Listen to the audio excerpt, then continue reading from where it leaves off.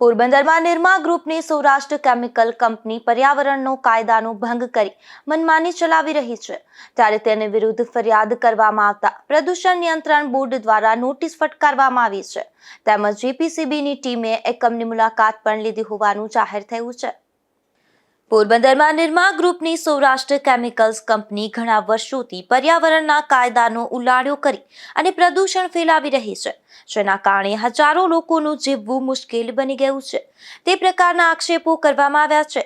તેઓ ચોપાટી પરના સમુદ્રમાં તથા છાયાના રણ વિસ્તારમાં જળ પ્રદૂષણ ફેલાવી રહ્યા હોવાનું તથા દિવસભર ચીમનીમાંથી કોલસી ઉડાડી હવામાં પ્રદૂષણ ફેલાવી રહ્યાની ફરિયાદો વધી હતી, જેને લઈ અને ઇન્દિરાનગરમાં રહેતા સામાજિક અગ્રણી લક્ષ્મણભાઈ દાસાએ પ્રદૂષણ નિયંત્રણ બોર્ડની લેખિતમાં ફરિયાદ કરી એવું જણાવ્યું હતું કે કેમિકલ્સ કંપનીમાંથી ડસ્ટિંગ ઉડી રહ્યું છે, જેના કારણે વાહન ચાલકોને તો મુશ્કેલી વેઠવી પડે છે, પરંતુ આજુબાજુના 2 કિલોમીટરના વિસ્તારમાં રહેતા લોકોનું જીવવું પણ મુશ્કેલ બની ગયું છે। સતત ઉડતી ડસ્ટના કારણે મકાનની દિવાલ રંગ બદલાઈ ચૂક્યા છે।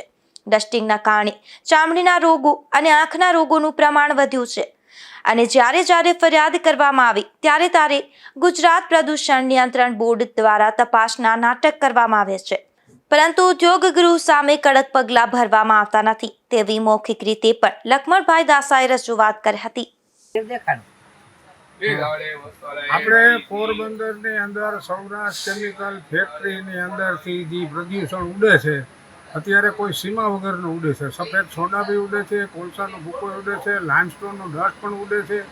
વીરબનોની ખાંભીથી લઈને ઇન્દિરાનગર આખા વિસ્તાર સુધી, રાજમહેલ વિસ્તારમાં, દોરીબાગમાં, કોસ્ટગાર્ડમાં, કોલેજમાં બધાને તકલીફ જ છે, કારણ કે દિવસ દરમિયાન એક તો રાત્રે અહીંયા લાઇટે નથી એ રોડ ઉપર વીરબનોની ખાંભીથી ઇન્દિરાનગર સુધી, અને બીજું આનું પ્રદૂષણ એટલું હોય તો અકસ્માત થાય છે, અવારનવાર ઘણા અકસ્માત થયા। તો અમે એ બાબતમાં કંપનીને વિરુદ્ધમાં પ્રદૂષણ નિયંત્રણ બોર્ડમાં મેં આપેલું, તો બોર્ડ દ્વારા એને સૂચના આપી છે કે ભાઈ 15 દિવસની અંદર આ તમારું બંધ કરો, નહીંતર પછી આપણે પોરબંદરના બધા લોકો વતી એક સાથે મળીને પછી રજૂઆત કરવાની છે, તો આ બધા લોકોની તકલીફ કાયમી માટે દૂર થઈ જાય।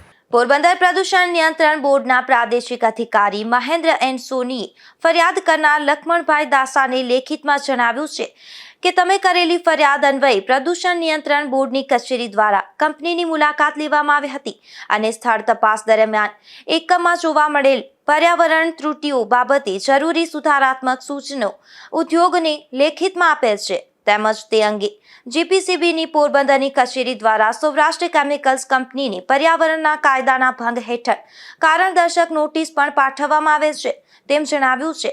ત્યારે તંત્ર દ્વારા માત્ર તપાસના નાટક અને નોટિસ મોકલવાના બદલે કડક હાથે કામ લેવાય અને કાર્યવાહી કરવામાં આવે તેવી સામાજિક અગ્રણી લક્ષ્મણભાઈ દાસાએ માંગ કરી છે। નિપુલ પોપટ સાથે અશોક થાનકી, ગુજરાત ન્યૂઝ, પોરબંદર।